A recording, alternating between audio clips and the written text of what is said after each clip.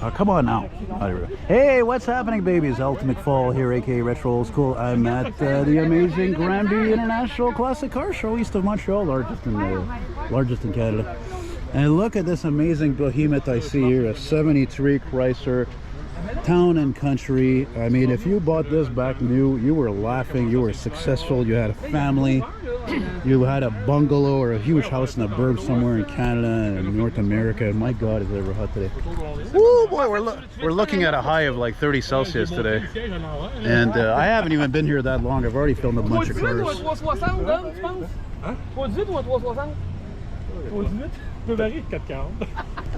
Work at that.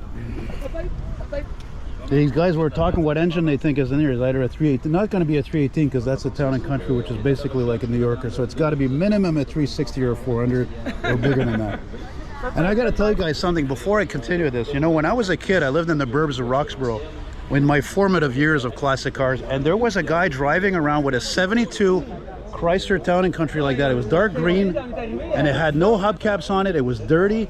What happened to that car? I always wondered, did it survive? Where is that car? It's exactly the same as this, with the skirts on the rear wheel wells, but the grill is different. It was like the grill on that freaking I filmed a New Yorker coupe earlier. It was a 72.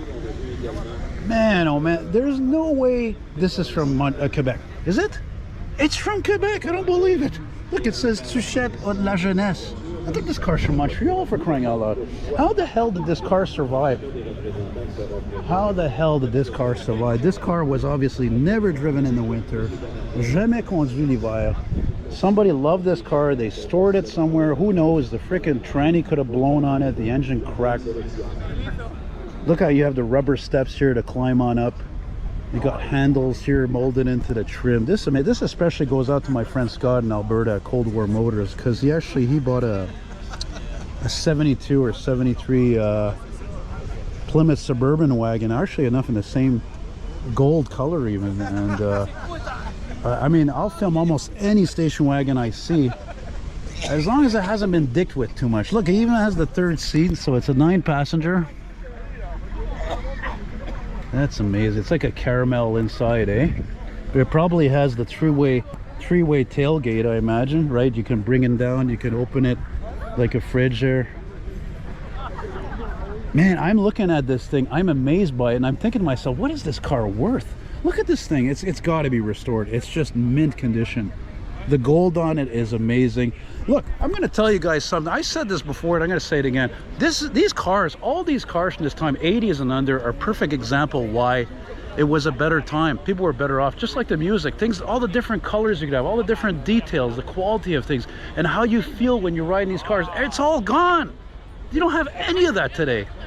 Cars today are like, well, this is what what you see is what you get. Even if you buy a luxury car or a sports car, the seats will probably be hard. It might be a colorless interior.